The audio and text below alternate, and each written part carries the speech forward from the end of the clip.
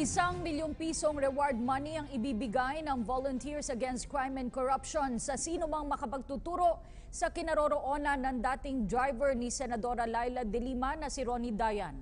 Umaasa ang VACC na mapapabilis ng pagbibigay ng pabuya ang pagkakadakip kay Dayan na itinuturong sangkot sa operasyon ng iligal na droga sa New Bilibid Prison. Makikipagtulungan umano ang grupo sa Criminal Investigation and Detection Group para sa iba pang mga detalye sa reward money at sa pagtatakda ng hotline para sa sino mang nais magbigay ng impormasyon sa kinaroroonan ni Dayan. Julius D. Samburon sa detalye.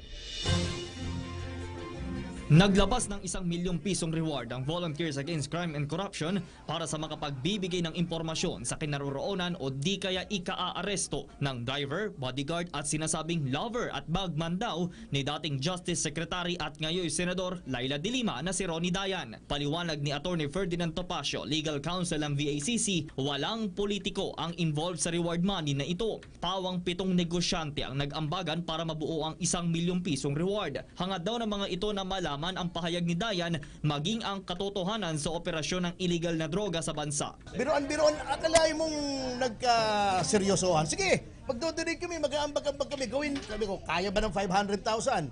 Gawin mo ng 1 million. Hindi naman talaga sila anti-De Lima. Hindi naman sila, mag-raise tayo ng pera para maipit si Senator De Lima. They just want the truth. In the ultimate analysis, there is something bigger here than pinning down Senator De Lima, who's just one person.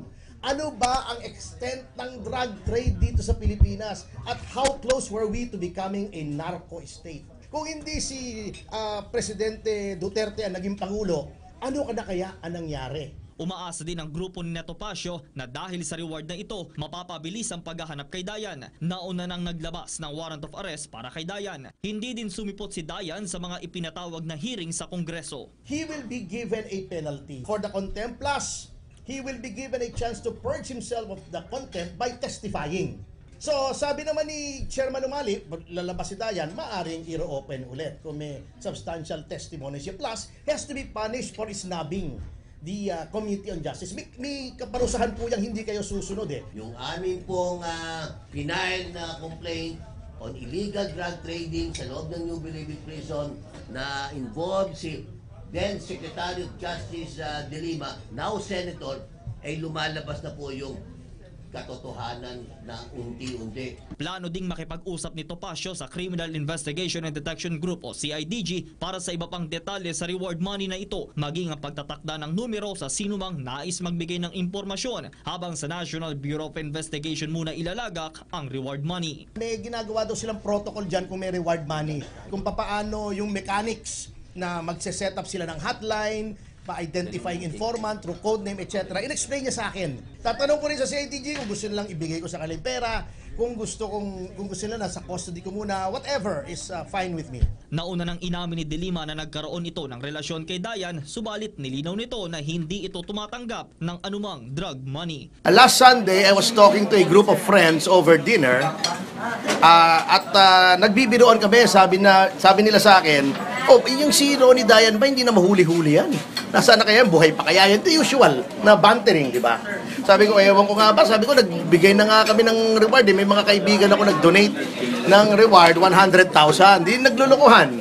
100,000, sino papatol dyan? Ang bihira ka naman, ang kuripot nyo naman eh. Sabi ko, tira kayo ng tira, kuripot.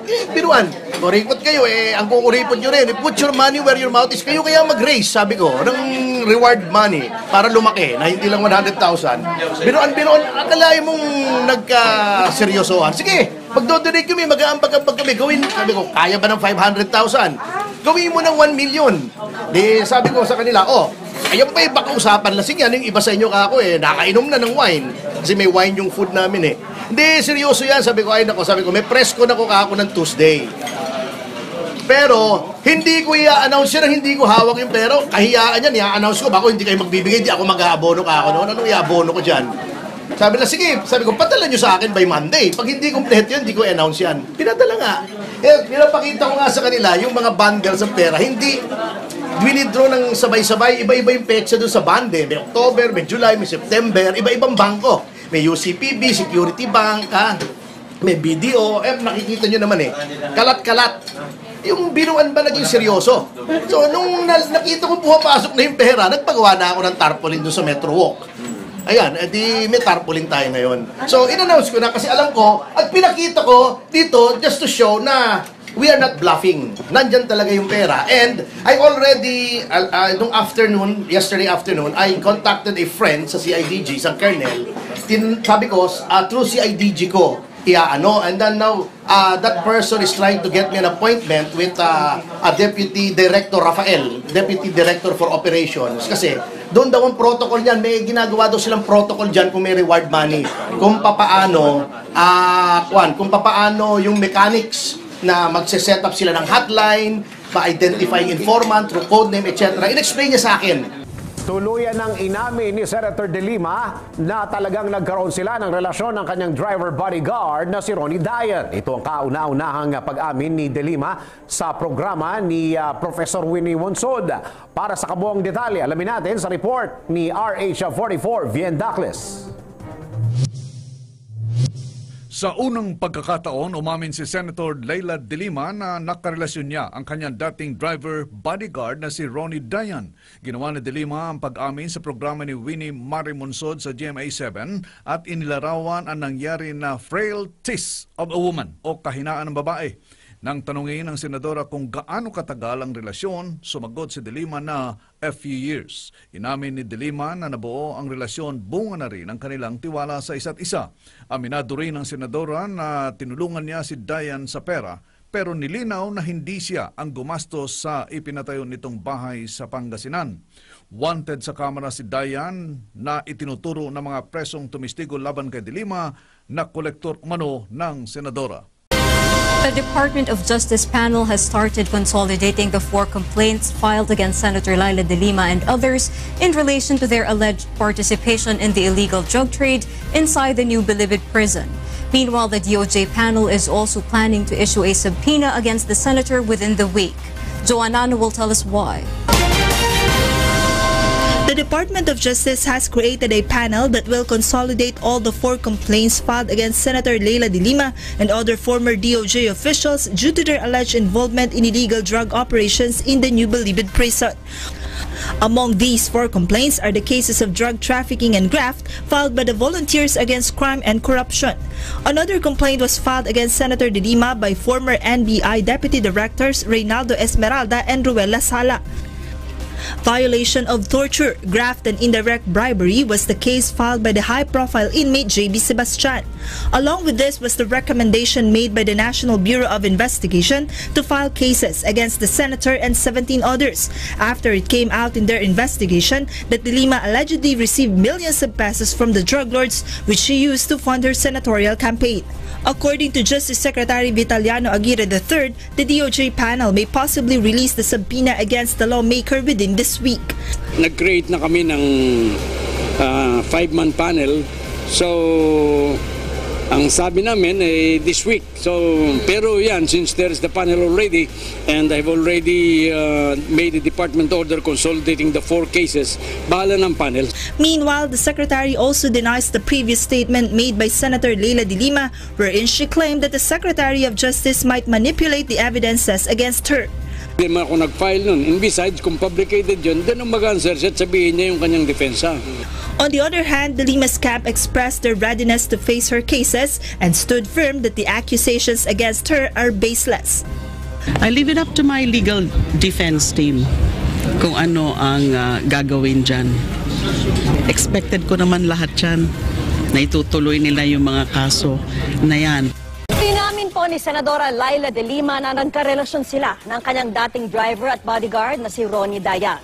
Yan ay sa eksklusibong panayam ni Maring Winnie Monsod sa programang Bawal ang Pasaway kay Maring Winnie na ipapalabas po ngayong gabi sa GMA News TV. Si Dayan ang isa sa pinangalanan ng mga tumestigo sa pagdinig sa kamera na bagman umano ng senadora sa umano'y kalakalan ng droga sa Bilibid. Sa panayam, inamin din ng senadora na tinulungan niya sa pinansyal na aspeto si Dayan pero hindi raw hanggang sa puntong pinagawan na niya ito ng bahay. Sinagot din niya kung ano ang dahilan sa pagkahulog ng kanyang loob sa kanyang driver bodyguard. Tumagal din daw ng ilang taon ang kanilang relasyon dahil nagtiwala siya kay Dayan.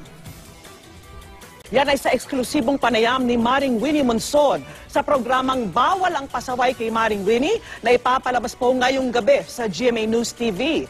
Si Dayan ang isa sa pinangalanan ng mga tumestigo sa pagdinig sa kamera na bagman umano ng senadora sa umano'y kalakala ng droga sa Bilibid. Sa panayam, inamin din ng senadora na tinulungan niya sa pinansyal na aspeto si Dayan pero hindi raw hanggang sa puntong pinagawa na niya ito ng bahay. Sinagot din niya kung ano ang dahilan sa pagkahulog ng kanyang loob sa kanyang driver bodyguard. Tumagal din daw ng ilang taon ang kanilang relasyon dahil nagtiwala siya kay Dayan. The question that arises in the minds of everybody is, why did she fall for a driver bodyguard? Ranges of a woman. How long did the affair last? A few years. We became so close. That's it, because I trusted him. And syempre na ano po ang loob ko. Habang kami ay bumabiyahe papuntang probinsya, sila po ay nagsusubuan ng nilagang saging ng Saba. Malala mo ba kung anong tawagan nila ni Ronnie Dayan kay Secretary De Lima? Hindi ko lang sure, sir, kung love or babes.